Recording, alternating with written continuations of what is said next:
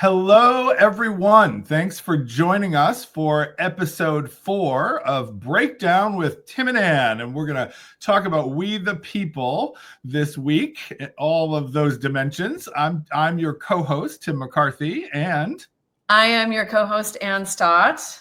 Excellent. Welcome, everyone. As you know, Breakdown does lots of breaking down. And the first thing we do is to break down, literally, to tap into and maybe check in about our emotions, and then we break down what's breaking down. But before we do that, we got to start with the breakdown. And how are you doing this week, today, in this moment? I mean, so I am definitely still anxious. I am definitely still scrolling from one article to the next, and one podcast to the next, like looking for shreds of information that can help me like get grounded. Sleep is still not happening in the way I would like. And I think I feel the pressure of like, we're in this really intense moment where so much is changing, and is it just gonna like, we don't, there's just so much unknown, and we're not built to live with this much unknown. And I was saying to a friend the other day, I want to acknowledge this. So, I mean, I've been critical of our government my entire adult life on one level or another. I know that our democracy is flawed, and I also clearly lived with the privilege of a certain sense of safety that I have to assume, well, I know, and I knew before, but I'm acknowledging now is like, attached to my skin color and being more financially comfortable than many people.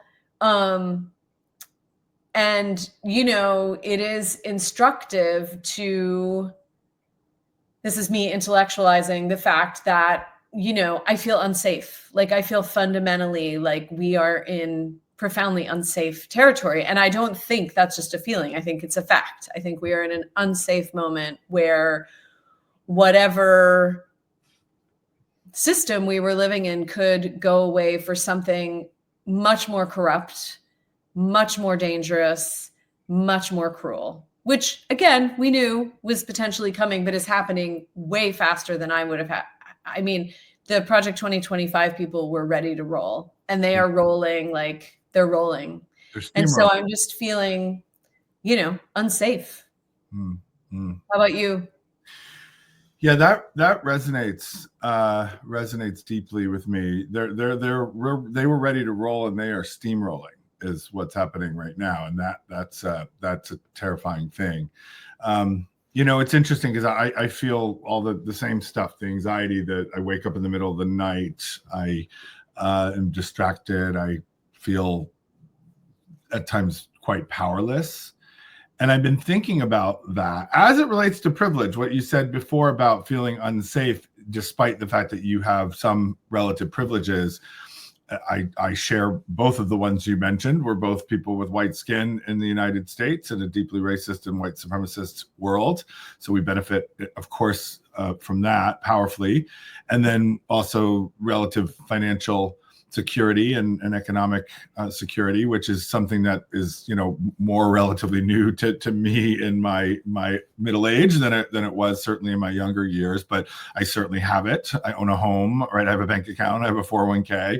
Right? I have some money in savings right now, and so those two things are powerful, right? Powerful forms of privilege that often do make me feel safer, more secure, less precarious than a whole range of other people. And yet, right, because I've experienced precarity and insecurity in other parts of my life at other times in my life, and because I know now and have always known people who do not have white skin and who do not come from money, who do not have financial or housing security, right, or food security, right? I've always known people who are under attack, right? Both of us are queer. We've always been under attack on some level, although we within the LGBTQ community also have certain kinds of privileges that our trans siblings and queer, non-binary and folks of color within the queer community don't have, right? We can go on and on about that.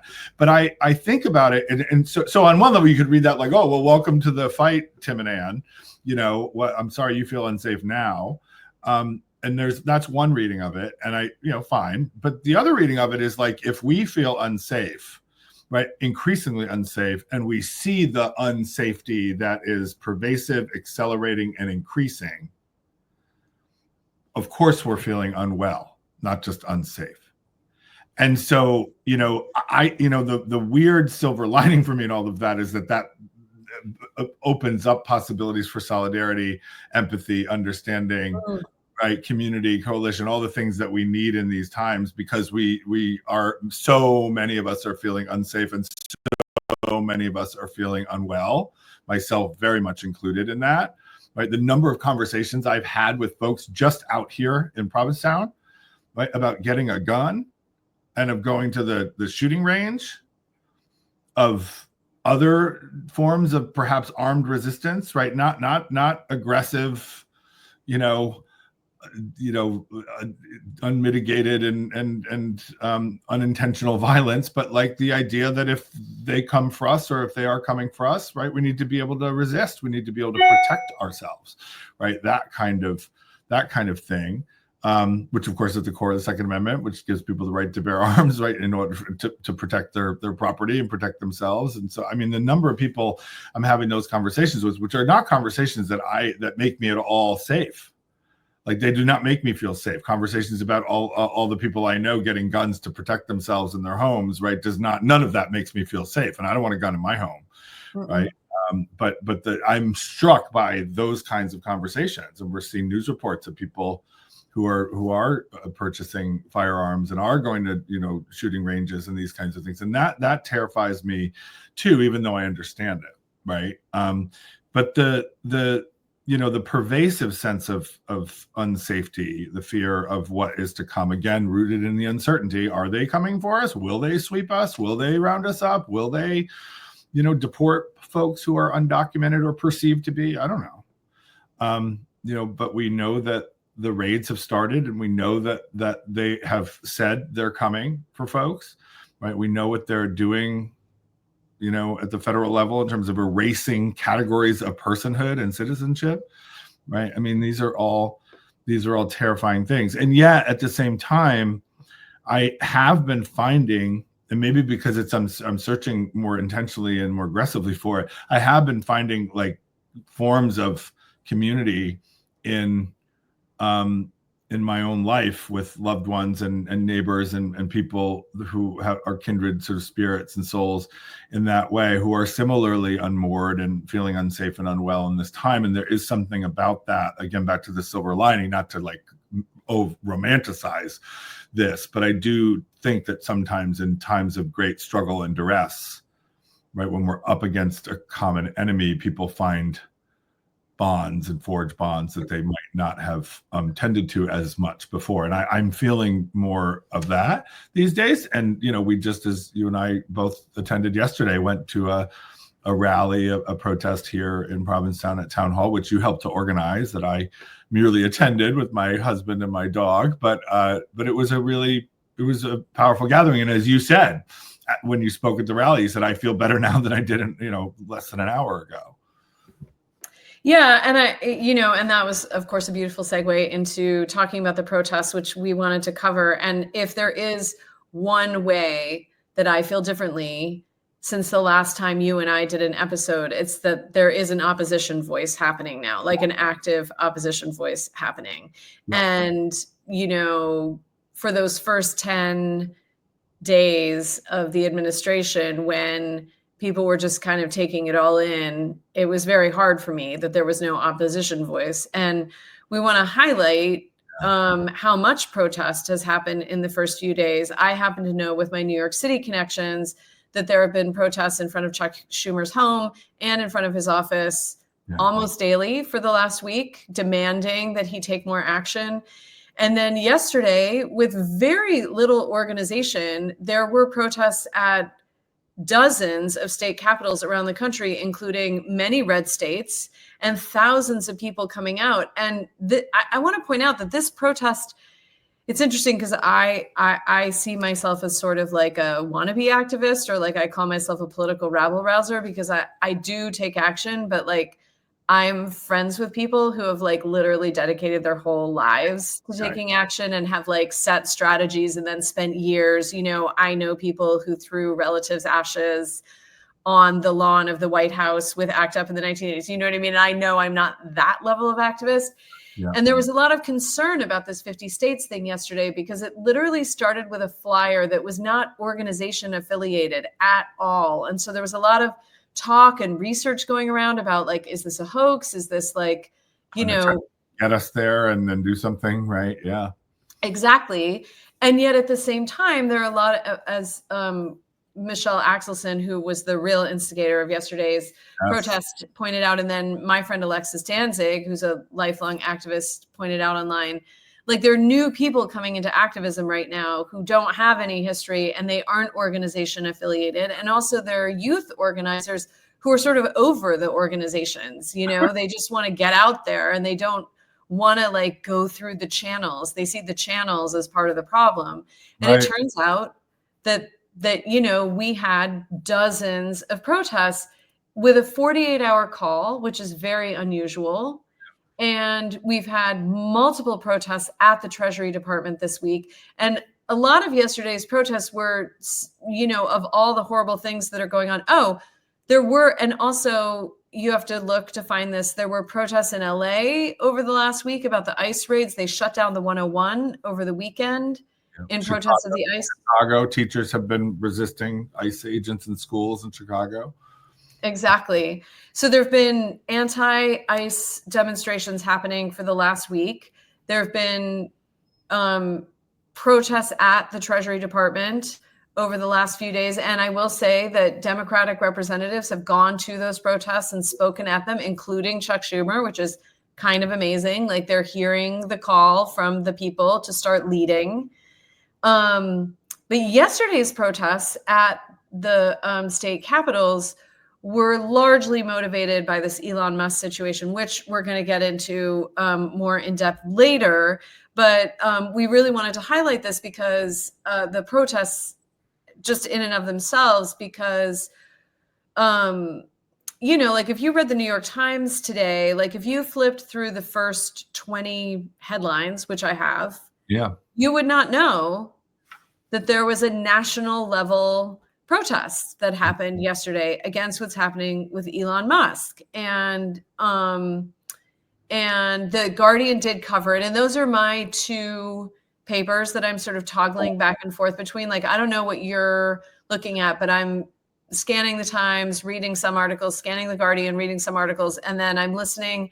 I'm really honestly preferring the long form conversations right now where people can like dive into the context of all of this. Mm-hmm. But so we wanted to highlight that people are starting to stand up. The Democratic Party is starting to stand up. We're taping this on, what is the day today? The 6th. The 6th, Thursday. February 6th. And all last night, the Senate Democrats stayed up all last night and held session to speak out against Roger Vogt's nomination. Is it greedy of me that I don't really care whether or not they stayed up all night? I want them to delay the vote as long as possible. Like, is that me wanting too much?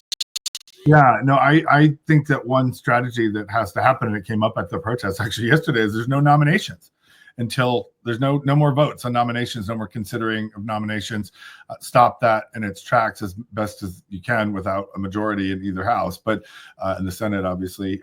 But that's got to happen. And it's not greedy of you at all. It's insane, right? And the fact that Marco Rubio, right, just sort of like, skates through because he also is a senator, right? I mean, now I heard today that he's the acting director of the National Archives now. I'm like, not that that's the most important thing in the world, but like for historians, I'm like, Marco Rubio is in charge of the National Archives. Like, you have people who are absolutely ill-equipped to be doing these jobs and of course he sails through because he's recognizable to them. But these other people, these other mad nominations of people, obviously Hegseth has already gotten confirmed, but I mean, the Democrats can gum up the works on that. Whether they can stop the votes is another thing, but they can certainly delay. and there are ways to do, and they can certainly speak out in opposition to them. And go back to that great mythical dynamic in the Senate where everybody's in back rooms and they go to lunch together and they drink together and they get along together, and the thing that produces the, like, you know, the fulsome vote for Marco Rubio, right? Get to talking to the people on the Republican side and tell them that history's watching them too. Right. I cannot bear the thought of another moment where Susan Collins produces another statement that says this may go too far and then goes right in party line. I can't stand that.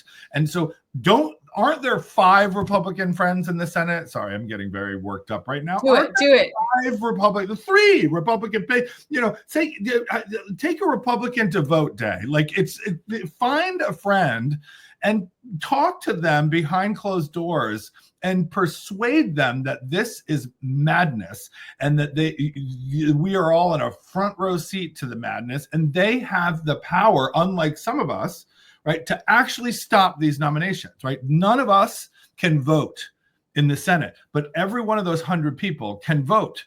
And if 51 of them votes, it's over. He doesn't get who he wants to do. They got to get 2 people. Right, because Vance swoops in and breaks the tie. But like, are there no Republicans who are willing to do this? I know Murkowski is someone. Mitt Romney on occasion would be one of those people. He's not there anymore. Right, Collins is useless, absolutely useless. Like, and she shows up all the time to be like, oh my God, I don't know if this is maybe too much. I mean, it's like a, you know, it's like Groundhog Day. And talk about performative, right? Oh my God, it's just ridiculous. Like, your words mean nothing. Like, once she voted for Kavanaugh, it was like, yeah, you're done. Exactly. And I am not calling your office. I am not sending you a postcard. I am not like you, and whatever. She didn't need me or want me to. I'm not her constituent. I don't live in Maine. Whatever. But, and also this is, I assume, is a backroom deal when they're like, okay, Lisa Murkowski and Susan Collins and Mitch McConnell are going to vote no, but we'll still have Vance, and then it's okay. You know, it's like, right, exactly. That's performative too. Unless you can get a 4th, it's performative. Yeah. So anyway, I don't want to get stuck on them. Enough of that. Let's get back. But there was also we the people. We are celebrating the protest energy that has really come out this week, and obviously, you know, we're still going to lose a lot of this stuff. Yeah. But we can't go down without a fight. Yeah. And AOC really hammered this home in her live stream the other day. Like, if we slow them down, they get less done. That's right. Like, the more they have to fight for each thing, the less they get done at the end of the day. And we just have to be standing up. We just have to be standing up. And it makes me think about the Declaration of Independence, which I happen to really love. Can I say one quick thing? I think I know where you're going, and I want you to go there. But the thing that I want to just mark is that the people and the protest has always come before the politicians and the policymaking.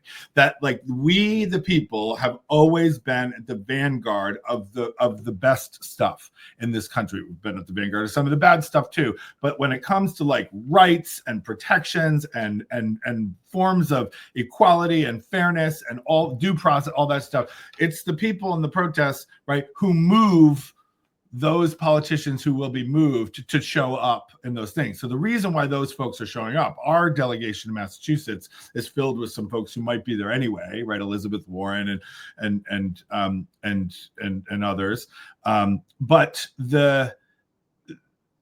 But the only way any of those folks, other than the usual suspects like the AOCs and the Elizabeth Warrens of the world, the Bernie Sanders of the world, the Maxwell Frost, I love Maxwell Frost. He's like my new favorite member of Congress. You know, those folks are going to be there because they come from there and they've always been there. But in order to move those other people, we have to move. We have to move with our marching and our feet, and we need to move with our mouths and our voices, and we need to continue to sustain this protest, which is why that protest is so important, because nothing else happens. Right? They're not moved to do the right thing unless we demand that they do the right thing, which goes back to the Declaration of Independence. I totally agree with you. Thank you for highlighting that. And it's true. And we're just seeing it this week. Like last week, we were all like, where is the leadership? Where is the leadership? And now they're responding to us. And the truth is, they should have the vision and the fortitude, and some of them do, like you pointed out, but especially at the heart of the Democratic National Party, there's not that kind of leadership there right now. And so we have to be pushing them. We just have to. Yeah. And what I love about the Declaration of Independence is that it really highlights what it takes for people to stand up. So the Declaration of Independence, which I have right here, we hold these truths to be self-evident that all men are created equal, yada, yada, yada. Sorry. Skimming down. We like that part too, but that to secure these rights, governments are instituted among men. That wherever any form of government becomes destructive of these ends, it is the right of the people to alter or to abolish it and to institute new government, laying its foundation on such principles and organizing its power in such form as to them shall seem most likely to affect their safety and happiness. Prudence indeed will dictate that governments long established should not be changed for light and transient causes. And accordingly, our experience hath shewn that mankind are more disposed to suffer while evils are sufferable than to right themselves by abolishing the forms to which they are accustomed.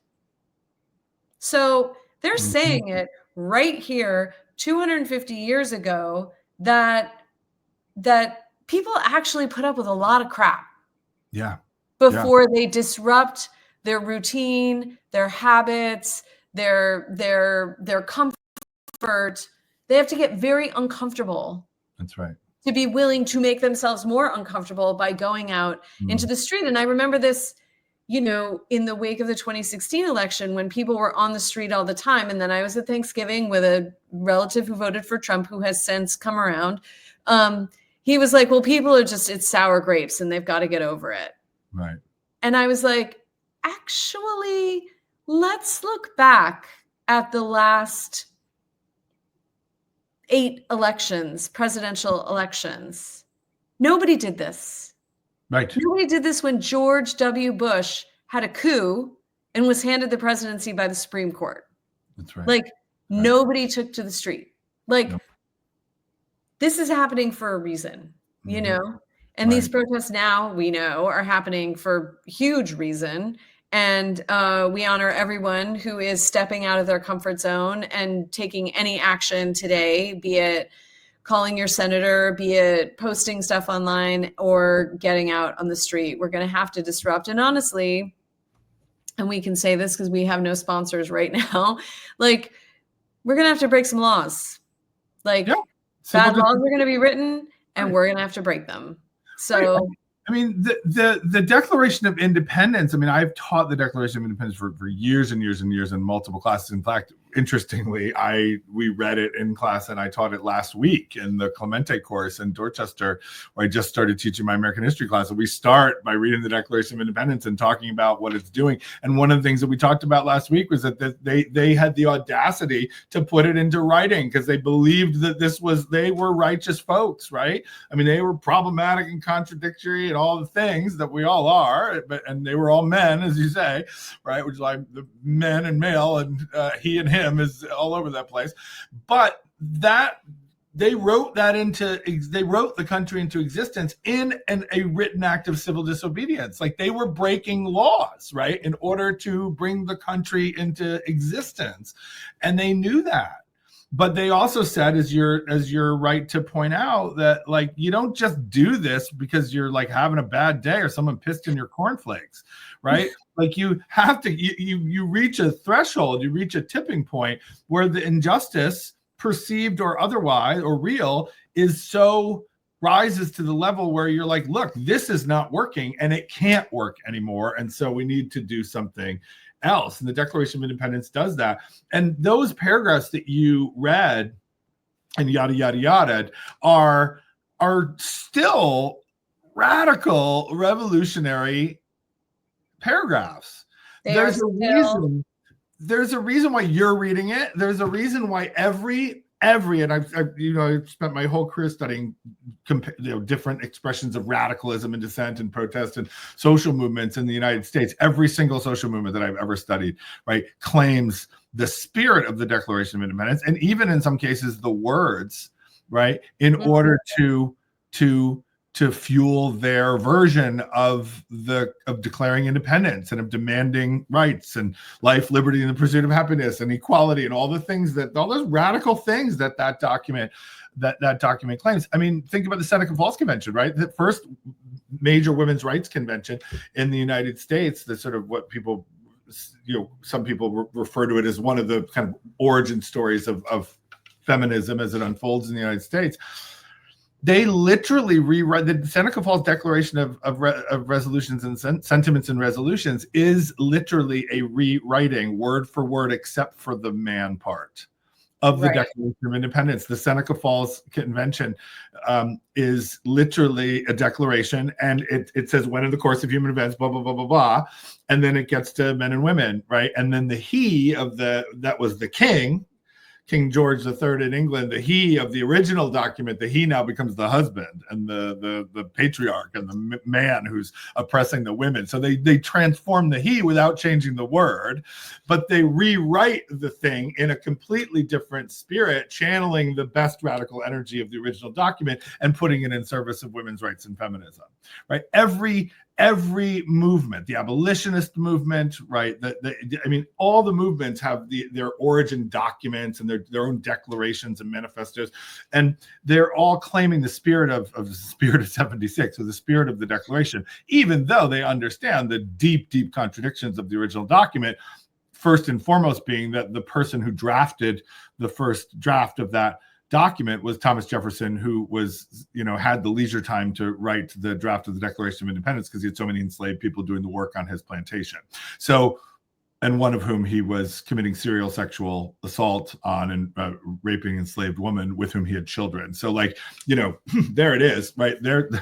Welcome to America. But the spirit of those words and the way that they are then kind of claimed and reimagined and rewritten by subsequent groups of people is part of the American protest tradition that we're seeing emerging yet again in this moment. And it's a beautiful thing. It's a beautiful thing. And thank you for reminding me of all that history about Seneca Falls. I haven't visited that history as recently as you have, so it was great to hear that. But I also know that we were on the same page because I was thinking about, adjacent pages. I was thinking about the Declaration of Independence this week. And, I have another friend who's a lifelong activist and someone who's worked in social justice causes and also studied white supremacy for decades. Yeah. And she talks about there's protest and change and then there's governing, right? And they're very different things. And she'll always say, governing is hard. Yeah. And part of what happened out of, the framers' realization that governing is hard was the Constitution. And then in the wake of the Civil War, we had amendments to the Constitution to try to codify, a new understanding of life, liberty, property, freedom, happiness for all people, which were the 13th Amendment being, the original Declaration and ending of slavery, and then the 14th and 15th Amendments to try to really secure those rights for freed slaves. And I know you wanted to talk to us some about the 14th Amendment today. Yeah, so it's interesting because when I teach the Declaration of the so-called founding of the country, and obviously that's a claim that is can be contested and certainly needs to be interrogated, like everything in history. But if you think about the Declaration of Independence as one part of the origin story, one part of an origin story of the country, I always, and the Constitution being another piece of that, again, a written Constitution. These were two written documents that they wrote down and put into history because they on some level, you don't write down what you're doing unless you really believe in what you're doing, right? And they spent a lot of time, right, arguing over words and phrases and what's in and what's out and redrafting and revising and all that. In fact, Thomas Jefferson was angry at the edits that the Second Continental Congress made of his original draft called the mutilations, and he actually hand wrote several versions of his draft so that that could be archived because he thought his draft was better than what came out. It came out ultimately and was published. So I mean, so I just need to say, Lin-Manuel Miranda says this about researching Hamilton, that like the American Revolution was a revolution of writers. Yeah, among others. And as a creator, I just love this idea of them all sitting around going like, no, it's this word, no, it's that word. No, right. Like I have this kind of like writer identification, you know? Yeah, no, totally. Like, I mean, and they thought about like words about usurpations and like, these kinds of things, which is so interesting. And then of course they came up with euphemisms. Slavery is never, or slaves is not ever mentioned in the Constitution, but they come up for euphemisms for these things. So they're doing all sorts of stuff rhetorically in terms of writerly work that and revision and so forth that produces these documents. But the fact of the matter is they wanted these documents published, right, and marked in history. And so other countries don't have that, right? The common law tradition in Britain doesn't have a kind of written document that they go back to the Magna Carta and other things, right? But not all countries like write it into existence, and ours did for whatever the reason. Maybe because they were writers in that way. They were uncommonly well educated and formally well educated, most of them. But anyway, back to the sort of the founding, that I always say that the Declaration and the Constitution are the sort of yin and yang of American sort of political life. And the Declaration is absolutely a document of dissent, and the Constitution is a document of consent, right? The Declaration destroys, right, or dismantles and dissolves, and then it calls into being something new, which is why all that aspirational and more radical language exists there, because those things haven't yet come to pass, but they should. Right. And so that's one of the reasons why it animates the radical tradition, is because radicals are always dreamers, right? They're doers too, but they're also dreamers, and they're dreaming. Anyone who wants a different world has to imagine the different world and then work to create it. Right. And so that's what the Declaration, I think one reading of it is that's what that is. The Constitution is like, what the fuck are we doing? Like, how are we going to do this thing? And like, now we have to figure out how to live together within some kind of structure. And so we have to create institutions. I was struck before when you talked about the young people, they're like, screw the organizations, right? And I really think that's true. I think that one of the things that's emerging now, and we've seen it before in anarchist traditions and other kinds of youth movements and so forth, this idea that like you can organize without having organizations, and that organizations sometimes actually mute and undermine the organizing, especially if they get too big and wealthy. And so that's another conversation. But so I think that's true. But like, if you're going to have a country that with millions and millions of people, now you have to have some governing institutions, and so they spent a lot of time on that. But ultimately, the Constitution is a much more conservative document. The Declaration is a much more radical document by design, right? And they're constantly in tension with each other, right? Constantly in tension. In fact, some of the abolitionists, William Lloyd Garrison famously said that the Constitution of the United States was a covenant with death because it was dripping with the blood of slavery. And then Frederick Douglass later on said actually the Constitution is an anti-slavery document, and he was actually in the minority, so to speak, in terms of thinking about it that way. Most radical abolitionists would have burned the Constitution. In fact, Garrison did, very famously in Boston. But Douglass was like, no, this is in there is an anti-slavery project. And that was hotly debated at the time. So the point here is that people make meaning of those documents all the time and always have, and it's always been a contested conversation and discussion and debate, and people have never agreed on that's why when people say, well, the original interpretation of the Constitution was X, if you actually know the history, you know that there was no one original interpretation or intent in the Constitution, because they were fucking debating each other about every single thing, including the word usurpation. Right? They had they were all over the place for all sorts of reasons, and these were not the most diverse group of people. Right? This was a relatively homogenous group of people in many ways, right? They're all white men, they're all property, most of them have formal education, they're lawyers and merchants and intellectuals and writers, these kinds of things, right? They're not a super stunningly diverse group of people, and yet they fought all the time over everything. And so anybody who says this is what they meant, right, is horseshit, and they're actually betraying the fact that they don't understand the history. Like whenever a Supreme Court justice is like, this is what they meant by this, it's like you don't know what you're talking about. So you actually shouldn't be ruling at the highest court of the land, but that's also another conversation. Although not really. I'm glad you tied it to that. Thank you. Uh-huh. Uh-huh. But the reason why I wanted to talk about the 14th Amendment is because I've been, Trump, of course, day one is, says he wants to do away with birthright citizenship, right? And of course, birthright citizenship has come to mean that anyone who is born in the United States is a citizen of the United States. That's the simplest meaning of that. And this is something that has constitutional authority because it's the first uttered and articulated and defined more specifically in the 14th Amendment, in the first section of the 14th Amendment. And interestingly, there is no conception of birthright citizenship in the Constitution as it's originally written. There's also no guarantee of the right to vote. So a specific definition of birthright citizenship and a specific guarantee of the right to vote, neither of them exist in the Constitution. So if you are talking about democracy and citizenship in a modern sense in the 21st century, and you're talking about originalism, you would actually be more accurate to say that there is no conception-specific definition of citizenship or the right to vote if you're only going by the original Constitution. So wait, and I feel weird about this because I just went over the Constitution when I played Heidi Schreck and what the Constitution means to me. Didn't they codify that white landowning men voted?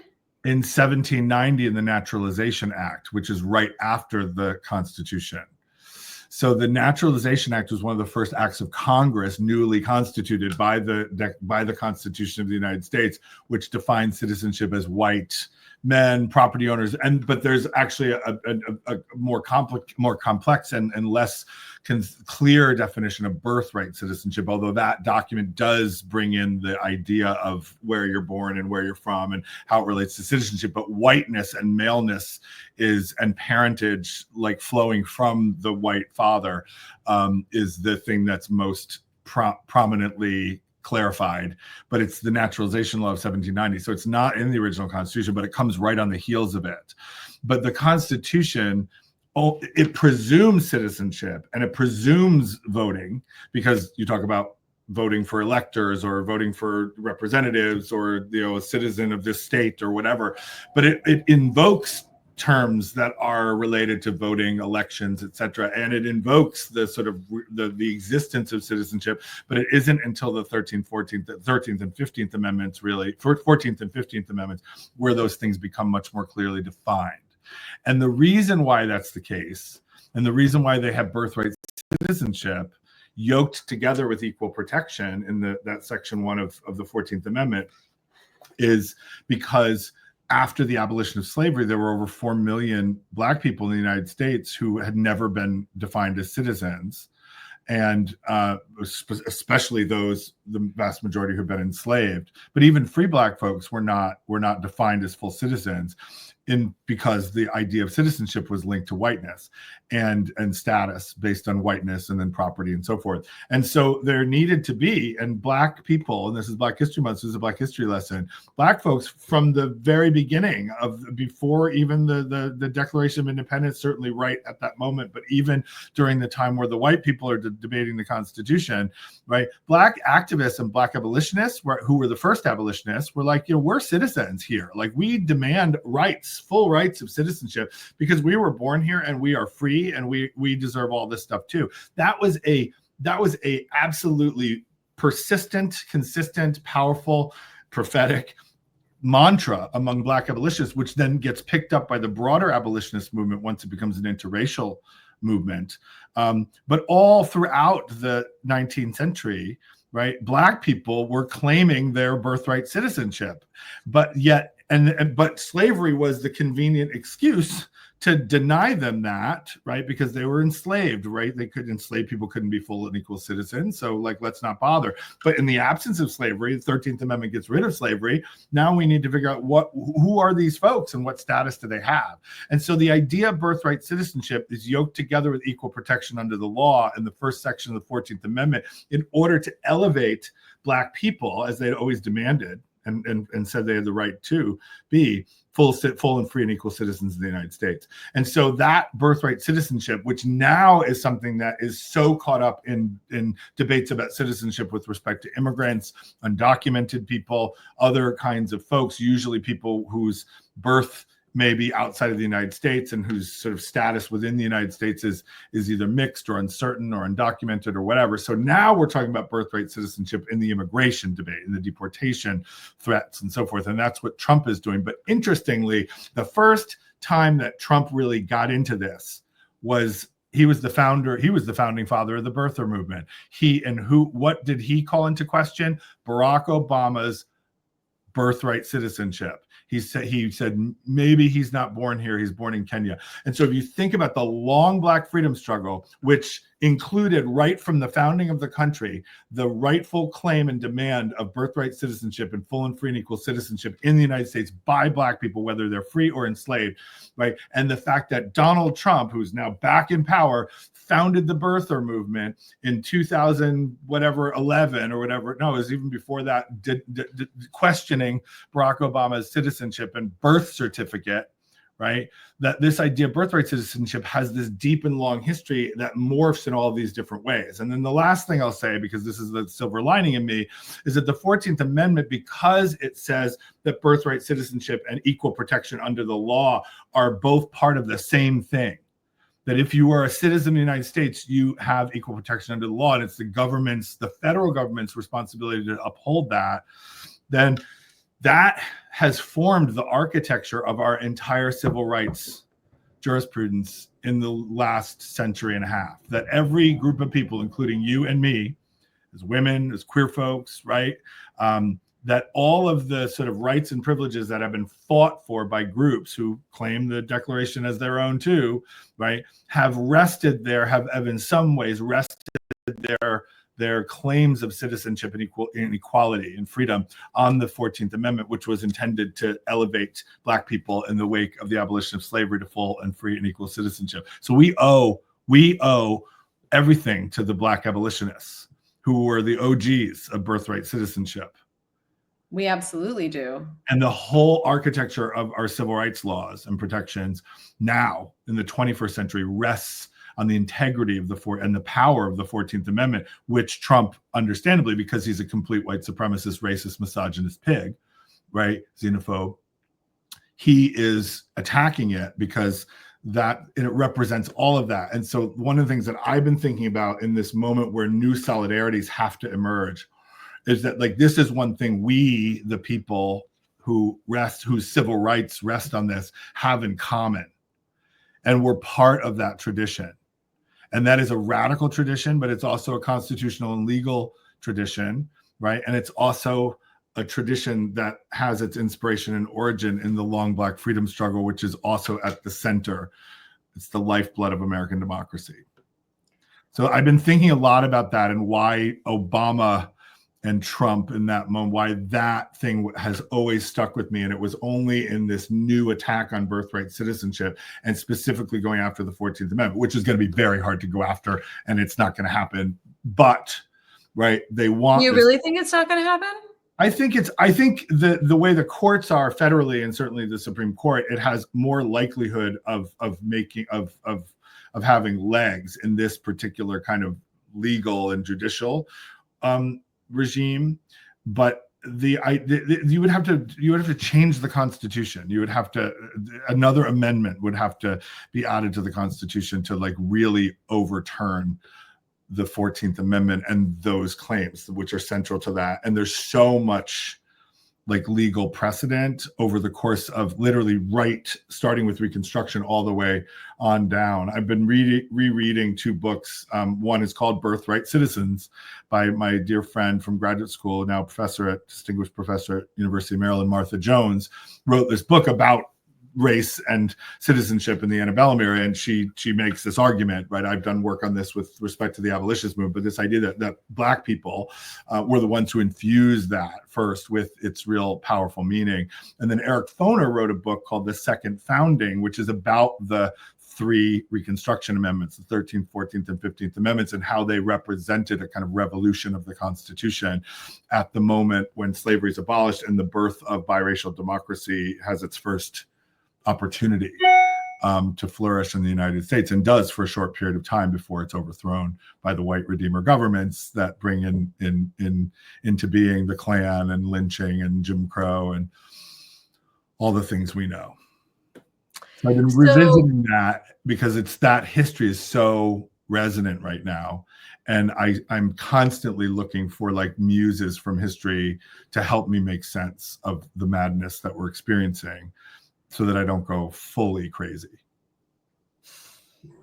Okay, so wait, I have this desire to ask some like right-leaning questions, but I don't want to make you go fully crazy. Fine. And I want to say that I don't personally represent these points of view, but I mean, I am hearing, first of all, thank you for all of that context. And it really does like bring home, like, you know, there are these constant debates about like, how ideologically focused is Trump? Like, he has no real knowledge of the history of government? Like, is there any strategy or is it just whim? You know, like what's going on? But what is true is that he is deeply, deeply racist at his core. And Absolutely. He started his political life with questioning Barack Obama's validity as a president and as a citizen. Mm-hmm. And then he used immigration challenges, used corrupted immigration challenges to, stir up white people. Like his movement is a white movement of racism and white supremacy. And then also his desire for his own personal power and financial gain. Like those are his two guiding lights.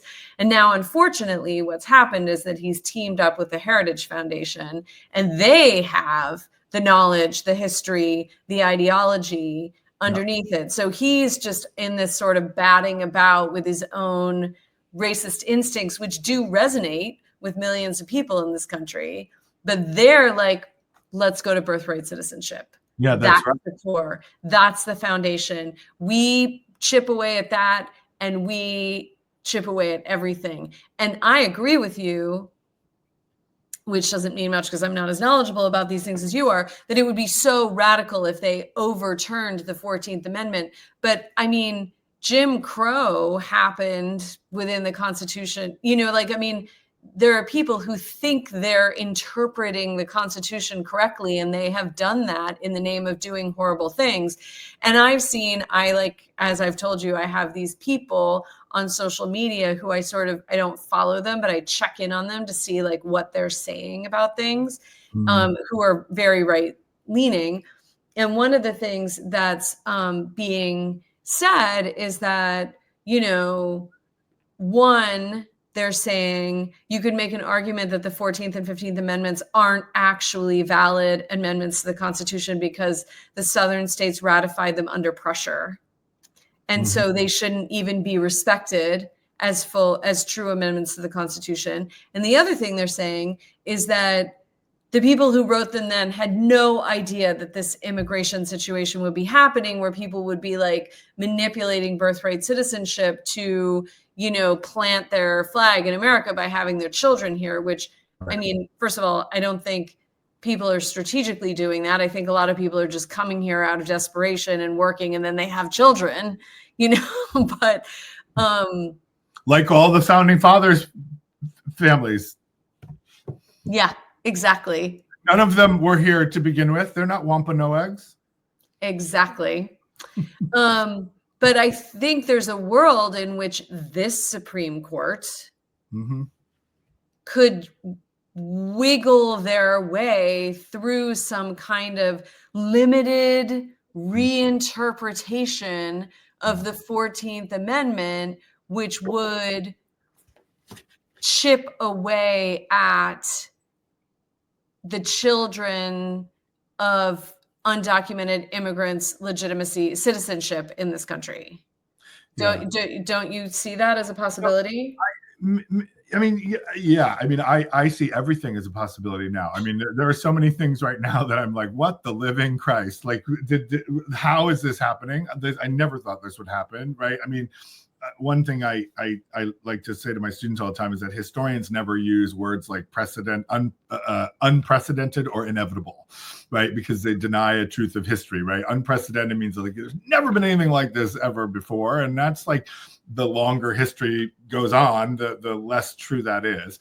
And it may not be exactly, it may not be carbon copy, but it certainly like rhymes with, like it may not repeat itself, but it rhymes. And that's still precedent on some level. But like inevitability is the thing that we really, really like reject, which is like we're all hurtling towards this like inevitable end, this kind of telos, right? And we'll get there eventually. And some people are like, oh, that's where the patience, like, wait, be patient. Like Black people will be free eventually, like queer people will be equal eventually. Just, you women pipe down, it's coming, because like it's coming. Well, is it coming? No, it's not coming because you're in charge of it's coming. Well, and also, yeah, it might be coming, but it's coming because people are working really hard and dedicating their entire lives and sometimes dying for it. I mean, one of the most insulting things someone said to me in 2016 after the election was, who voted for Trump, was like, well, I was worried about gay rights, but you'll get those back. Oh, of course. Yeah. Oh, yeah. No. Oh, God. Yeah. Talk about like the power, like the amount of energy we put into self-regulation. I've had people say the same thing to me, like, oh, your marriage is going to be fine. And like, you were married, you were together before marriage. So you could, and I'm like, are we really having this conversation? Okay. All right. You want to have this conversation? Buckle up. Buckle up. Okay, but you're going to reference something. I am going to, because when I put my glasses on, I'm going to read something and it's going to be important. No, I'll get to your questions in a second because I get them all the time. And this is part of the debate, right? And they're like interesting questions. I get where they come from. But like the section 1 of the 14th Amendment is super clear. Like, and it's like, it doesn't have a lot of flourish. It says, all persons born or naturalized in the United States and subject to the jurisdiction thereof are citizens of the United States and of the state wherein they reside. No state shall make or enforce any law which shall abridge the privileges or immunities of citizens of the United States, nor shall any state deprive any person of life, liberty, or property without the due process of law, nor deny to any person within its jurisdiction the equal protection of the laws. Like, there aren't a lot of extra words there, right? They don't use hath shewn in this one, right? It's very, very clear. The usurpations is not jurisdictions, the fanciest word in that thing, right? It's all, certainly there's stuff there that is subject to interpretation. But one of the things that's clear is that citizenship is national, it's federal, and it's protected by the federal government. One of the things that Foner talks about in the second founding is about these Reconstruction amendments is that they made clear that the principal sort of enforcement location was the federal government, not the states, which was super controversial and had a lot to do with the Civil War, right? Because the Federalist system, the system of federalism, which the U.S. had always sort of, that we have kind of a fetish for, gives lots of power and authority to the states, and that the Constitutional Convention was like preoccupied with like not giving the federal government, especially the chief executive, the president, like ultimate authority or like disproportionate authority, right? They didn't want the president to become a king. That's the whole point of the revolution, right? And so the reason why the Congress, why the legislature comes in Article 1 rather than Article 2, and then the presidency, the executive is in Article 2, is because they didn't want to have that come first. They wanted to symbolically sort of move that and center the representative body that gets elected by the people as the first thing. And so there's like this whole thing, but that was, they reserved lots of rights to the states, and there was a lot of like disbursement of power. And what happens then, right, with the Civil War, there's a complete transformation of that. You have a whole group of people that are like afraid that that Lincoln is going to abolish slavery, which he never said he was going to do as forcefully as they thought he did. But they saw him as this like radical abolitionist, which he never was. Even when he embraced abolition, he wasn't a radical abolitionist. But like they're like, we're gonna commit treason and insurrection against the Union and secede from the Union, right? Which is an act of treason, right? Getting back to that in a second, right? And because we as states want to be able to preserve and expand the institution of slavery, right? Because they didn't actually want to be rendered uncomfortable by the abolition of slavery, because their lives were quite good and profitable by forcing people against their will to work against their will for no wages and to oppress them and use violence to do that, to uphold white supremacy. Like that's the whole like states' rights argument. But like that's why the Civil War happened, right? It's clear it's over slavery, but it was framed in states' rights. And so what these documents do, what these Reconstruction amendments do, is it shifts. It's very clear that it's shifting the power of authority and protection and enforcement to the federal government over the states because of what had just happened. Like, so the people who ask the question, like, does this have legitimacy, right, are speaking on some level to that history, that the Reconstruction government, the state level Reconstruction governments were Republican dominated, not the current Republican Party, the Lincoln Republican Party, which was an anti-slavery party or free labor party. And then the South during that period of time enfranchised Black men, and there were Black people who were serving in the state legislatures. In fact, the 14th Amendment, Foner has a really wonderful little nugget of historical revelation here, which is that the 14th Amendment may not have passed and been ratified without Black men serving in office in the state legislatures in the South to vote to ratify the 14th Amendment. So actually those amendments had a better chance because there was a more inclusive, in terms of racial identity, more inclusive representative body of people governing. And so, yes, it is true that there was a federal takeover of the southern states after a sustained act of violent insurrection and treason, right? That's the thing that people don't ever like incorporate into the thing, because they don't like it when people talk about insurrection and treason, and yet they're the ones who always do it. Okay, so if the shoe fits. And so those state governments, right, were federally, like controlled, or federally, these were a particular party dominated those state legislatures during this period of time when these amendments were ratified. So that's what they're saying, is like, are they legitimate, right? Yes, they're legitimate, because the succession and insurrection and the collective act of treason that the Confederacy performed and underwent during the period of the Civil War to cause the Civil War, to preserve slavery and white supremacy, which is like explicitly articulated in their Constitution of the Confederacy, right? If you read that, that's a white supremacist pro-slavery document, right? They were indeed, right, being punished for that, because that too is against the law. And so the way that the governments were constituted during this period when these Reconstruction amendments come in were, dominated by one political party, but also biracial in many instances. One could, if the logic of like, these aren't legitimate because of that, right, has to conveniently forget insurrection, treason, secession, white supremacy, pro-slavery violence. Right, has to forget all of that, bracket all of that, or erase all of that in order to make the claim that these aren't legitimate. But you could also, if you flow from that, right, if this isn't legitimate because of the context and circumstances and who wasn't allowed to participate, then nothing about the founding is legitimate, because the majority of the population wasn't allowed to be at the Constitutional Convention, right, including all of the women in the society, all of their wives. Abigail Adams famously said to John Adams, "Remember the ladies, because all husbands would be tyrants if given the chance. And if you ignore us, we're going to have to foment our own rebellion," she said, right? So you can go back and say the Constitution is completely illegitimate because nobody but property white men of a certain educational status could participate in that. And they were wildly unrepresentative if you talk just about the population of the United States. So how legitimate is the Constitution? We can go down that rabbit hole for every document. How representative or legitimate is any Supreme Court ruling, right? I mean, these are the troubling challenges of our system of constitutional and representative government. Well, and it's really interesting because you say, treason and insurrection when they seceded from the Union, which I agree with, of course, but like, where are we going? Like, are we going to a place where like New England and New York and New Jersey are going to want to be a different country, which would in a way be treason and insurrection?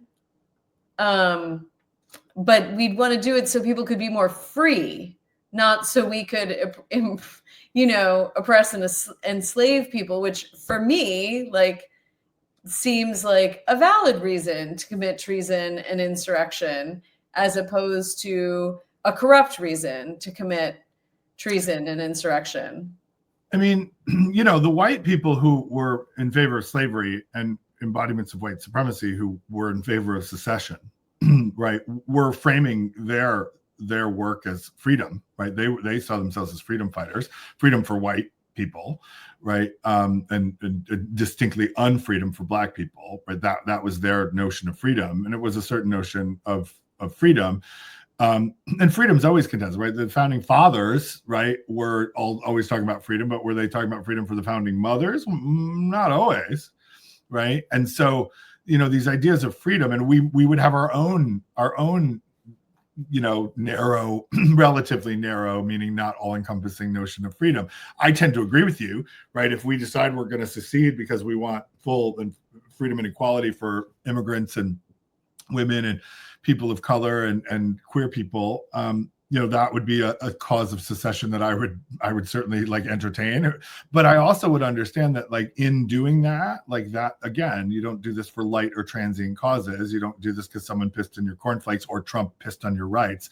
Like, you do this for a reason, and hopefully a considered reason, with great intention, and also an understanding of what that act of civil disobedience, which a secession would be, would mean in terms of, if it doesn't work or it can't be sustained, what comes then, right? The idea was, like, you can't just be like, we're gonna pick up our toys and leave the sandbox so that we can preserve slavery, but then, like, you kick our ass in the war ultimately and abolish slavery. Like, they had to know that if that happened, and maybe they didn't think it would, but if that happened, that they weren't going to be, like, warmly welcomed back in without punishment or some kind of consequences.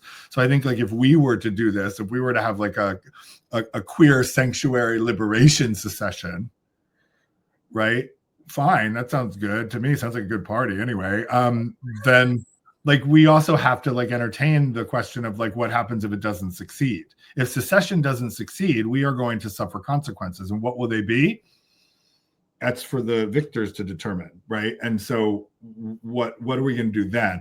This is where being a historian is, like, such a buzzkill at a revolution party, because, like, I'm always like, I always tell, can you name your book, one of your books, that buzzkill? Buzzkill at a revolution party. That's,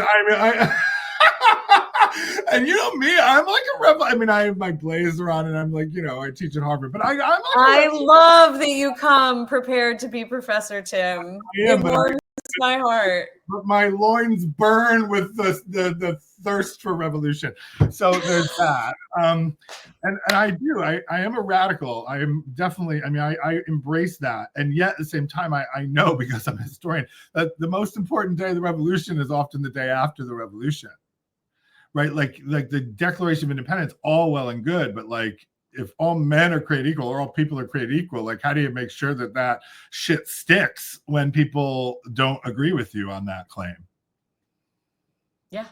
Right, and so, like, so these wise folks in the second founding, like, wrote that stuff into the Constitution because they understood they couldn't just, like, it's wonderful for abolitionists to get up and give gauzy, prophetic, radical, speeches about all the dreams that they're doing their work to accomplish and make true.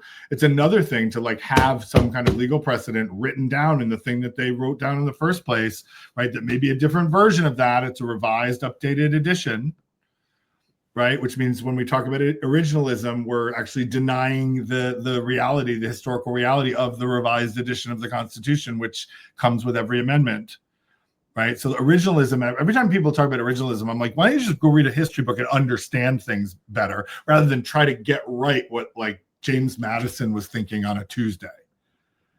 Because we'll never know that. Right. We have the documents and we interpret it in our own time, which is why marriage equality is rooted in the 14th Amendment, which the 14th Amendment was never meant to do. They weren't like, oh my God, queers want to get married someday, so make sure we have an equal protection clause in birthright citizenship. Right, because we want to make sure the rainbow revolution is covered. Like, they weren't, like, if we're talking about originalism, they weren't thinking about queers, right? They were barely thinking about women, Well, they were saying, no, we can't think about you right now. Well, yeah, I mean, they were thinking about women to not think about women, but yeah. So I mean, like these ideas of originalism always seem so performative and absurd to me. I'm like, if like just try to understand the complexity of the history, because the originalist thing is always for me at least, it's a project of reducing the complexity and messiness and the interesting things about history to some kind of one-dimensional ideological box that you can then kind of check and use to justify whatever madness or not you're going to mete out in this moment. Yeah, and that's a great reminder, because I've always thought originalism was ridiculous because, first of all, the Constitution doesn't address so much of the situations we're in right now, so many of the situations we're in right now, and it was a different time. Why would we want to keep preserving that moment? And in my mind, the point with the Constitution is to look at the underlying themes, right, and principles, and apply them to these current circumstances. But right. You're bringing up, this other point, which is there is no one original idea. Like the idea that Antonin Scalia in particular, right, could know the like one thing the framers of the Constitution meant to do, and interpret that perfectly is ridiculous. Right. I mean, Adams and Jefferson fought all the time about this stuff, and they ended up, they were important people to the founding of the country, and they ended up having this wonderful, legendary kind of correspondence. They both died on the same day, literally 50 years, July 4th, 1826. They died hours from each other on the same day. Wait a minute. Thomas Jefferson and Adams died on July 4th. Anniversary of July 4th, 1776. They both died on July 4th, 1826, and they hated each other. And then they finally came around to like writing back and forth to each other late in life, because they were both so concerned about the political polarization and the party politics of the country, and how it was descending into this thing that they never intended, and blah, blah, blah, blah, blah. There were these like anxiety ridden letters about the decline of the republic that they had created. And they were, I mean, you can't make this shit up. This is where history is like amazing, right? Like W.B. Du Bois was born in 1868, the year of the 14th Amendment, and he died in Ghana the morning of the March on Washington on August 28th of 1963. Literally born of the 14th Amendment, died of the March on Washington. Like these are the things that mean I'm like, yeah, these were epic people. Like that doesn't happen to most people. But like when that shit happens, it's like, oh yeah, history's got some design for you, But but the point is that like there was no original intent. There was a document that was produced based on incredible conflict and contestation and debate and disagreement that achieves, at least in that moment, enough of a consensus or enough support, often not a consensus, certainly not unanimous support, to get usually a compromise thing passed. Well, and we are living in the compromise, right? And the core compromise, the core tension between these white landowning, slave-owning men who had a vision of a freedom they granted themselves and no one else, right, versus the idea of that freedom are like the fundamental tension of this country, and are certainly a fundamental tension that we are, living out in this moment with another Trump presidency and, this huge gutting of the systems of government that they worked so hard to try to wrangle out so that we wouldn't have a king. And I mean, we said we would get to this at the top of the episode, but I think we're both in agreement. I mean, a lot of stuff is happening, a lot of stuff that's breaking my heart, that's breaking your heart, that's deeply disturbing. But this thing of Elon Musk and his like 5 workers having access to all the data systems of the government at this point. I mean, they've gone into NOAA now, and they want to be in NOAA, the National Oceanographic and that does weather, which seems innocuous, but they want to go in there because they don't want any information about climate change coming out anymore. Right. That's right. So they've gone in there. They're hooked into the Treasury Department. Mm-hmm. They're hooked in somewhere else. I can't remember. I mean, this person who's unelected, unconfirmed, has access to the keys to the kingdom. And I don't think the other things that are going on are only a distraction. Like there are people I know saying like everything else is a distraction. It's like, no, it's not. It's really important. It's really important that Trump is saying this shit about Gaza. It's really important, you know, but this is the core thing, because now that, you know, and I think it's really interesting that as far as I've seen, and you tell me what you've seen, I don't see anyone even bothering. Like, is anyone in the White House justifying this, or like there's no talk back about it? There's no like, it's not what you think it is. There's no trying to cover it. Like they're just letting it ride. Yeah. And the Republicans in government, I mean, they didn't cede their power about nominations. Like Trump wanted those recess nominations, and they didn't give that to him. That's right. You know, they kept that power, even though they're not really using it, because they're confirming all these people who are totally incompetent, right? So they're keeping a performative show of that power, but they are not doing anything about this Musk situation. Yeah. And even now, you know, AOC pointed out in her live stream the other day that part of the reason it had felt like Democrats weren't doing anything was the Musk thing started while Congress was in recess. So the representatives weren't in town when it first started happening, and they didn't get back to town until yesterday, as of this taping, the 5th. Some of them were close by, like Jamie Raskin is a representative for Maryland. So when he's at home, he's in Maryland, he can get back to DC and show up at that protest. It seemed Schumer was there because he was doing the nominations in the Senate, et cetera. But, you know, so there's that footage now of the representative, I think, on the Oversight Committee, and I can't remember her name, trying to subpoena Musk. Yeah. To come in and answer for what he's doing. And the Republicans blocked her. They won't let him. Yeah, they blocked it. That's right. Yeah. So they are really handing over their power now. And again, it's that thing of like, I knew they'd hand over their power, but they're handing over more of their power than I thought they would. Yeah, I will say that, you know, it's interesting.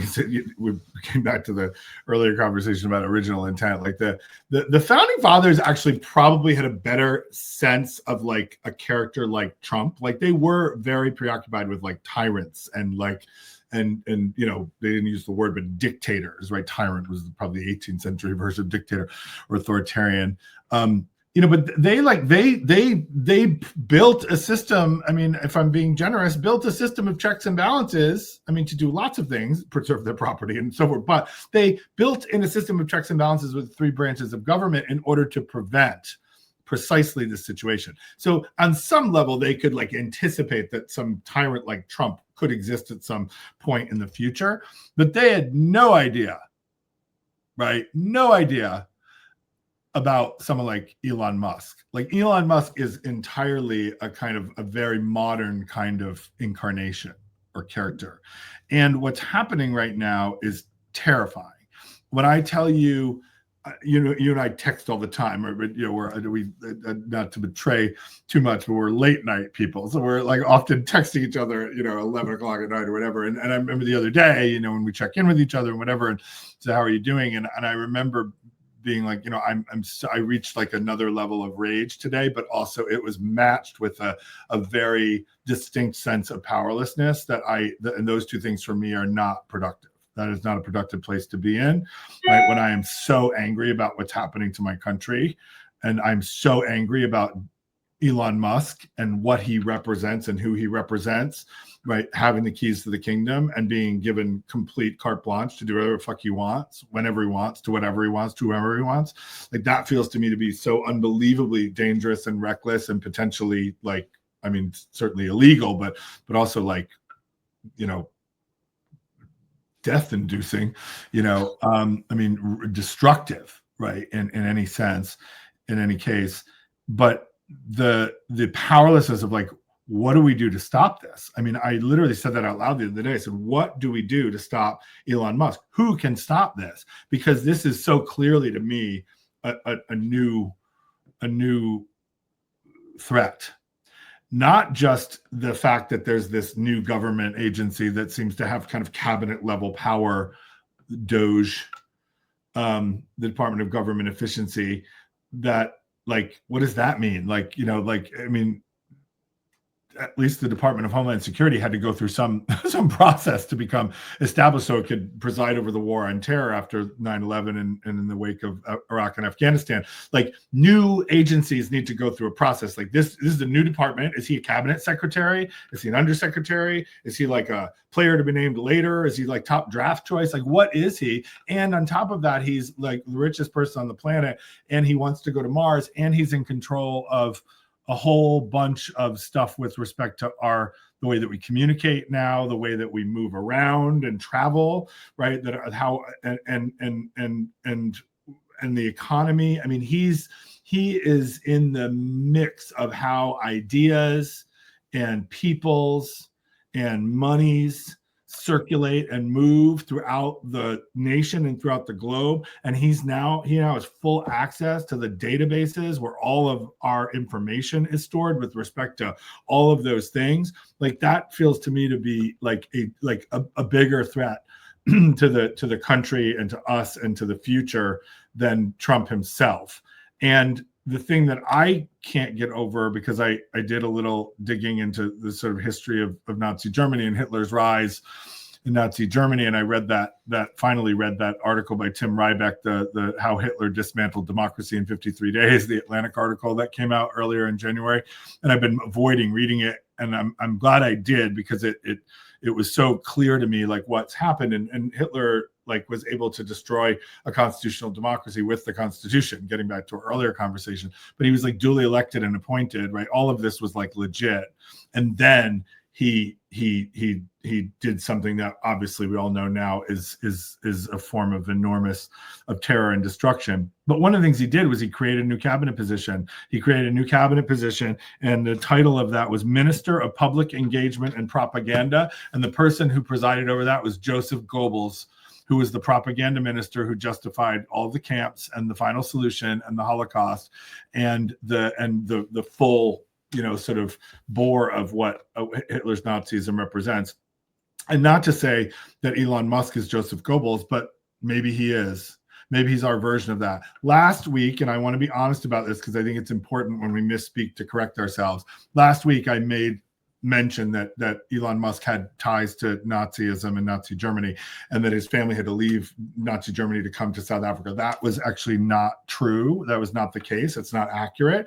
His family was in South Africa and has a relationship with Canada. Like, he was born in Pretoria in South Africa and then went to Canada and has actually birthright citizenship or naturalized citizenship in Canada, which is itself an interesting question.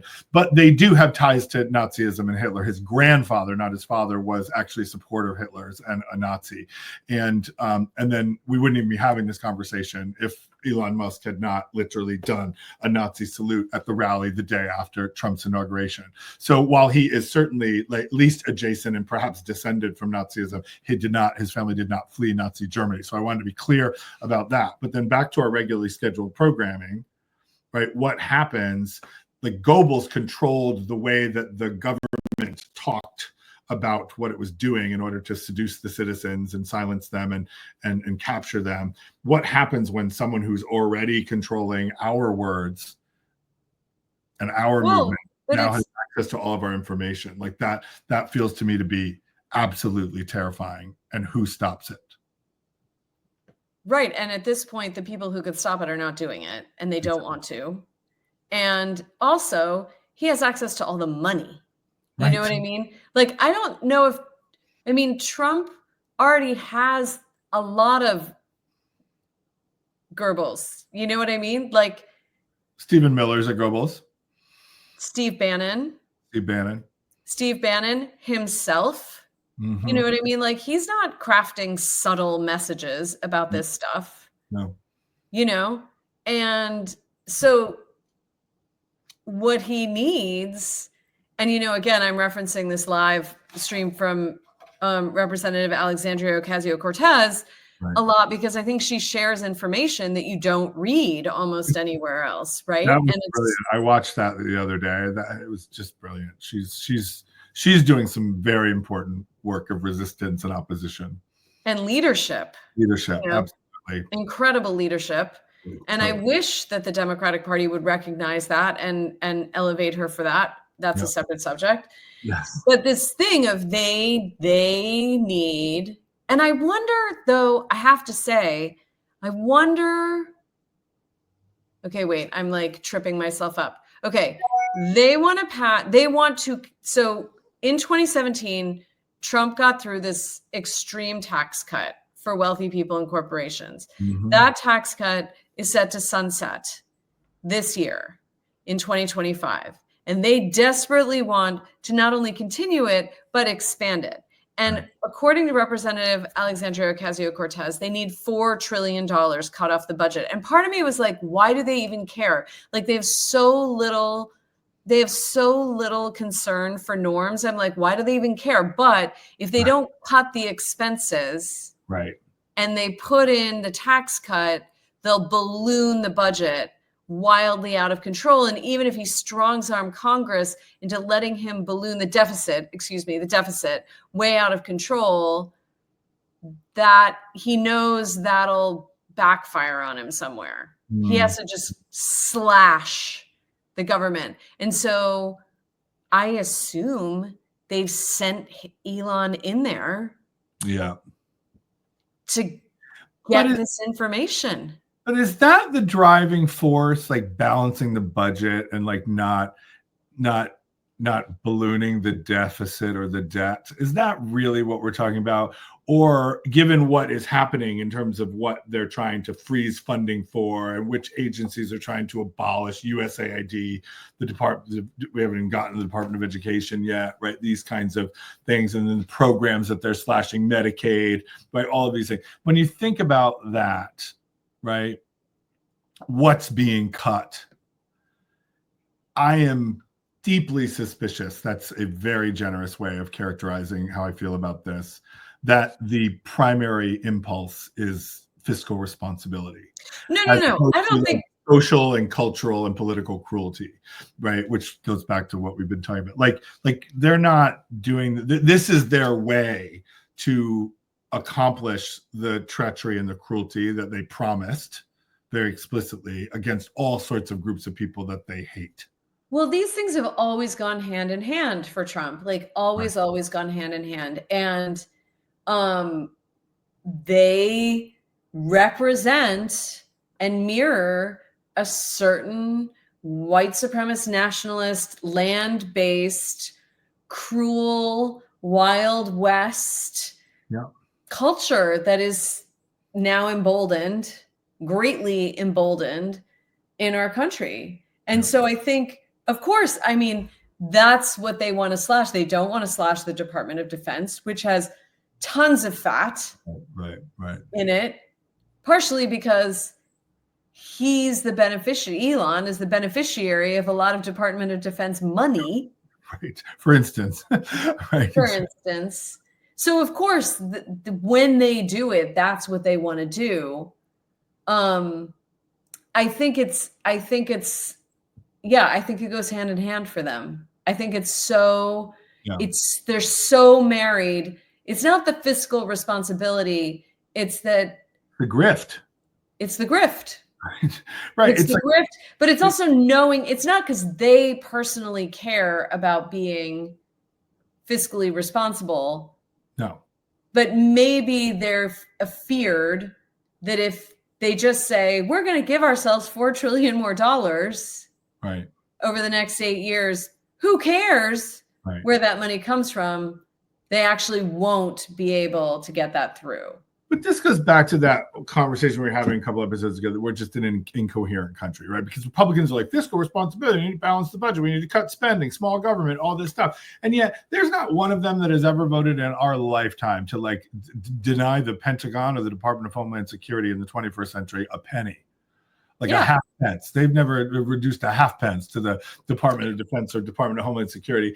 And yet, like, you know, talk about trillions. The Iraq and Afghanistan wars cost us over $6 trillion by conservative estimates. There's your $4 trillion. Like $6 trillion, right, went into 2 failed unjust wars, right, which we still haven't like admitted were wrong. I mean, at least Trump has said on occasion that he didn't think those wars were worth it, right? But that's because he didn't get any money out of them. But it's a giant grift, but it's also an attempt to not just slash programs. It's an attempt to cut off life-saving, in some cases, resources for people who are vulnerable and who need them, whether it's healthcare or it's housing assistance and food assistance, or it's HIV/AIDS medication, or it's access to Head Start programs, which are also a form of public health, right? These kinds of things. Like, and that to me, I can't get over that, because I just, you know, and you know, people, oh, you're so cynical. Someone said to me the other day, you become so cynical. I'm like, have I really? Or have I become an eminent realist? Well, and I feel, yeah, I'm with you. I mean, you know, for decades, like, I'm sure you're around this too, and maybe you've been smarter about this than me. I doubt it. You know, activists I've worked with have said, you know, well, the Republican Party just wants to destroy government. Mm-hmm. And I've been like, really, like, destroy government? Like, really? Like, I've been sort of like, I don't know. That seems extreme. I'm not sure, blah, blah, blah. And I'm like, oh, so, well. Yeah. And I'm like, no, maybe they were right. Maybe the Republicans just want to destroy government. Yeah, I mean, I think they want to destroy government as we know it, right? And I think that's the thing that's interesting about the Ryback piece about Hitler, which I'm so fun. Remember I talked about being a buzzkill at the Revolution Party? I am the guy who is on the bike at the Provincetown gym reading about the demise of democracy and the rise of Hitler and Nazi Germany. Like, literally, people were looking at me like, what's wrong with this guy? Like, this old queen has lost his damn mind. And I'm like, yes, he has. Yes, he has. But let me just read my Atlantic article while I'm going, you know, paddling away in my 3-level resistance. Yeah, I'm doing resistance at the gym. I put the resistance on the bike and I'm reading about the decline of democracy so I can be a more informed resistor. It all works together. But anyway, all ties together. It all works together. But the thing that was interesting there is that, like, Hitler didn't want to destroy government. He wanted to destroy government as it is and how it functions so that he can claim absolute authority within the government, right? Like, Trump loves being president. He doesn't love doing president because he's lazy and incompetent and doesn't read and doesn't care. But he loves the pulpit and literally he is the bully pulpit. That is literally what he is.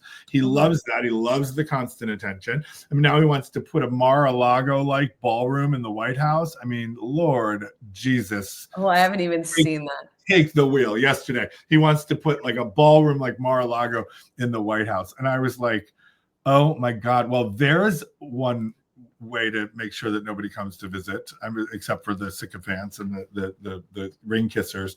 But, you know, I don't think they want to burn it all down. I think they want to break it all down, right? Speaking of our breakdown, to create something else that gives them power and that guarantees the disempowerment and destruction.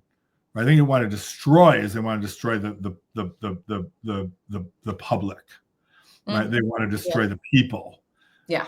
But they want to preserve the power and the privilege, and therefore I think the presidency. So I think there's like I get what the activists are saying. I've said it myself, and I've heard lots of people in my own circles say that, but I'm not sure that they're the burn it down crowd. But then think about it. Think about the Reichstag fire, which was one of the central catalysts for Hitler's rise in that time, right? And the complete transformation of the Weimar Republic and their democracy, constitutional democracy, right? There was literally a burning down that led to the rise of of Nazi Germany and Hitler's reign. And I'm wondering, like, what's the Reichstag fire this time in our moment? Is it literally a fire, or is it some kind of 5-alarm fire that is in the form of Elon Musk and these folks having? Well, and that's the thing, right? We're not in a physical reality anymore. Like, if you control the digital information, you have so much control without having to like militarily take a building, right? Like, so you can get all this control without having to have the physical fire.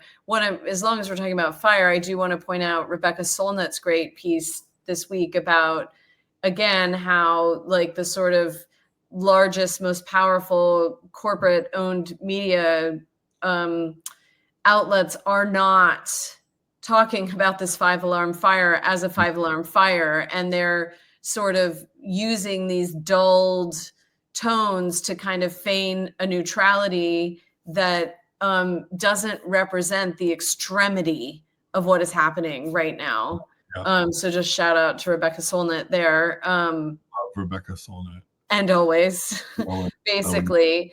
And I do want to say too, I know we need to wrap up, but I do want to say, you know, there are a lot of people, because Trump is so erratic and he knows so little about government, and he says things like we should shoot a nuclear weapon at a hurricane. There are people who are still on this thing about like, he's such an idiot. Like, how did he manage to piss off Canada? He's such an idiot. He doesn't know anything. And it's like, they're actually being very efficient and effective right now.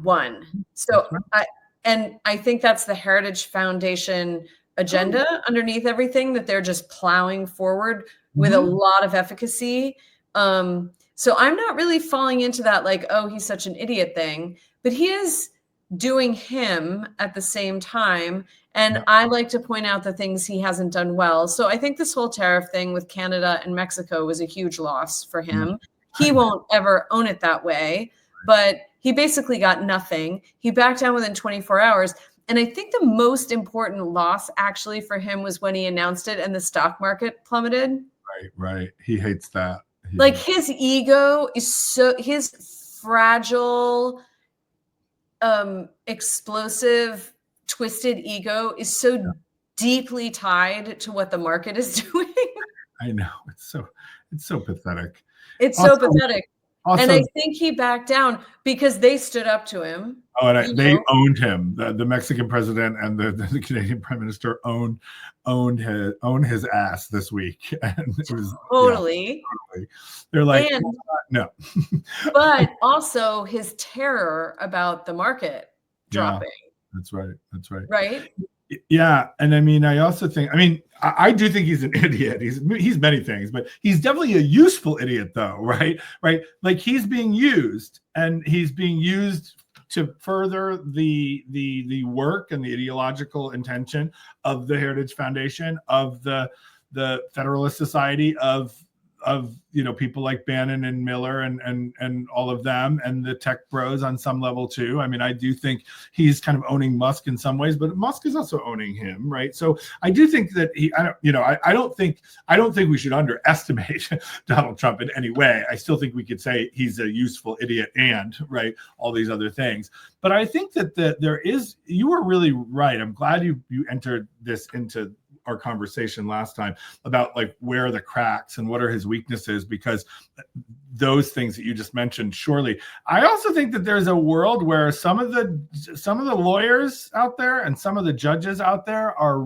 this week, right, have stepped up and stepped into that space. There's an interesting website that I saw. It's a tracker of all the litigation, the anti-Trump litigation that's going on in the country. I posted it to social media. I'll send it to you.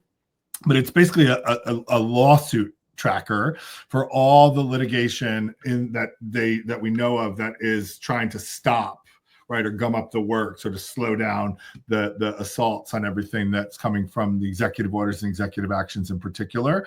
And so that was really useful to look at, because there's like tons and tons and tons of stuff that's happening with that lawyers from the ACLU and from GLAD and the NAACP Legal Defense Fund, and like all of these different amazing organizations that have done so much great, especially like civil rights work and defense work over the years, that they're suing the pants out of him. I remember one time, years ago, our now governor, Maura Healey in Massachusetts, who I went to college with and I played basketball with in college, who I know well, when she was Attorney General, she came out here for something over the summer and she was getting off the ferry, and I was getting on the ferry, so we passed each other on the pier, and I was like, "Oh my God, Maura, how are you? How you doing?" And it was when Trump had just gotten elected. It must have been the summer of 2017, and she said, "I'm doing great." And I was like, "Really? You have your work cut out for you these days?" He goes, "Tim, I get up every morning and sue Donald Trump. It's not that bad." And I remember being like, "God bless you, Madam Attorney General, now Madam Governor." And I think like there are those people, right? The state attorneys general, the lawyers out there in the movement spaces and these organizations, and then there's all these judges, right? And some of them are Republican appointed judges of a different era, who are issuing injunctions and stopping some of the worst of this, the funding freeze that he had to rescind at some point. This sort of challenge of birthright citizenship has been, sort of slowed down, if not blocked. So there are those kinds of things too within the realm of the law, right? Litigation, defense, civil rights law, and in judicial rulings by judges that, is also perhaps one of the stopgaps that represents not a crack, but a kind of a countervailing force. So I think there's, there are, and then of course getting back to the protests, right? The people rising up all over the place, and I have definitely sensed, just in me personally, but also in our small community here, and then in larger communities that we're both affiliated with, like I think people are shaking off some of the not the exhaustion, not the fear, not the anger, not the uncertainty, not all of that, not the feeling of unsafety or being unwell. Like all of that stuff is there, but there also feels to me to be a much more concerted and pronounced like agency seizing. Like I need to do something. I got to figure out what to do, right? And maybe it's starting by calling your representatives in Congress, or showing up at a protest or a rally and banging a drum and showing solidarity. I don't know, but it just feels to me that more people are like thinking about how they're using social media and like being more intentional. And, all of that is good, right? Anytime there's motion among the masses, right, that can be a very promising sign. And I'm feeling that both within my own self, but my circles more this week than in your weeks. Yeah, and I think a very sort of intelligent kind of protest, right? Yeah. Like, and again, I think everything that happened in 2016, 17, 18, 19 was vital. I think we might never see that kind of outpouring of humanity again in our lifetime. And again, extended outpouring of humanity, like hundreds of thousands of people regularly protesting. It was incredible. Yeah.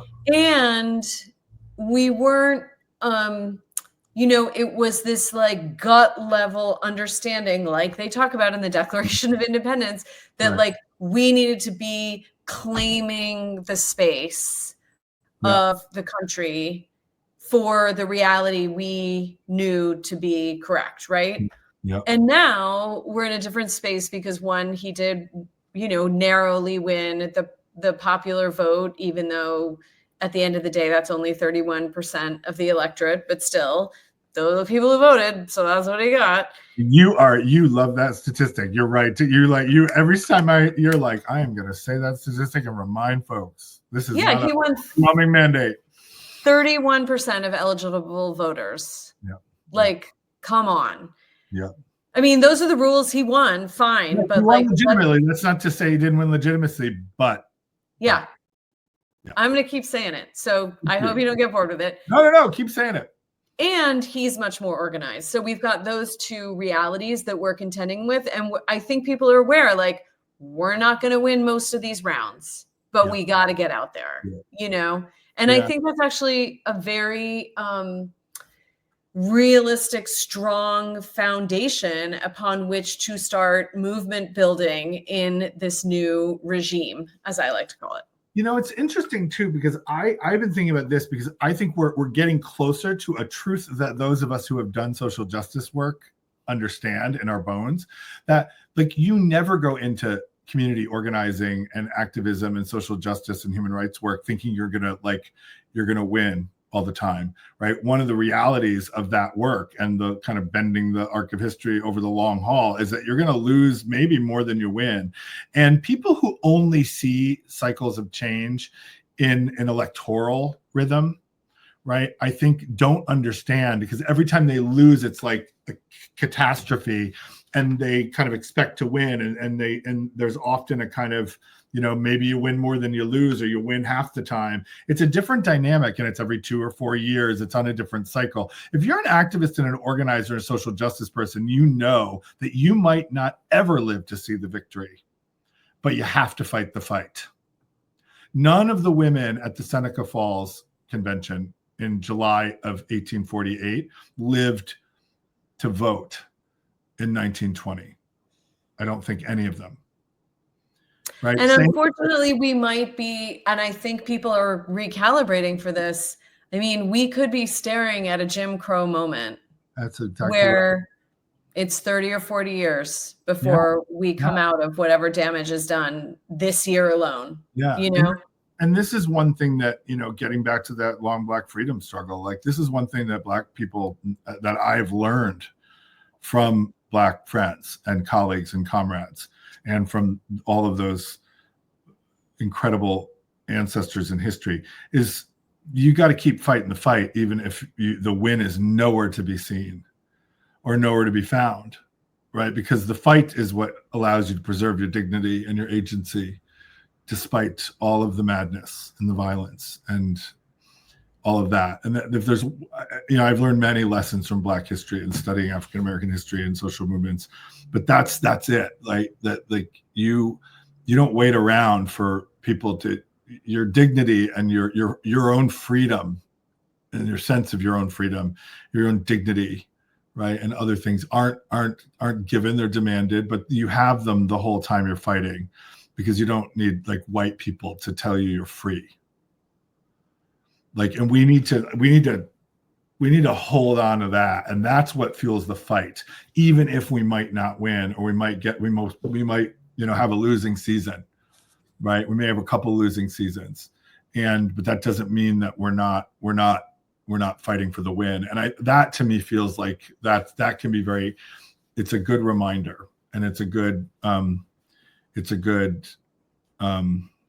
It's a good way to close out this episode. It's a beautiful way. Yeah. Okay. All right. Well, yeah, we can close. Yeah. Out. I think that, you know, coming back to the protests and the people and the power of the people and our obligation, we have an obligation right now. And our obligation is to fight for democracy and for all vulnerable people, which, as we have pointed out, is like, you know, at this point, 70% of the population or something, yeah. You know, regardless of whether or not we're going to win the individual fights right now. Yeah. And the obligation comes with a choice, right? Like, we, the people, can rise up and resist and oppose and to do everything we can to voice our dissatisfaction with what we're seeing and what we're experiencing and what's making us unsafe and making us unwell. Or we have a choice to obey in advance and to lie down, or to cozy up, or to silence ourselves, or to be silenced. And history will judge that choice and how we rise to the obligation and the responsibility that you've just named. And I'm very mindful of that. Like I do, you know, you got one life, you got to go down fighting. Exactly. You know, if you go down fighting, even if you go down, history will remember you better for that than if you didn't fight at all. Absolutely. Absolutely. Well, I think these conversations are, you know, at the risk of sounding self-aggrandizing, an important part of nurturing the fight and reinforcing what our values are and what our focus is and how we move forward. And I, as always, grateful to be in conversation with you, Tim. Nice. Big hearts, big hearts. And I look forward to more. Yes, till next time. Till next time, everyone.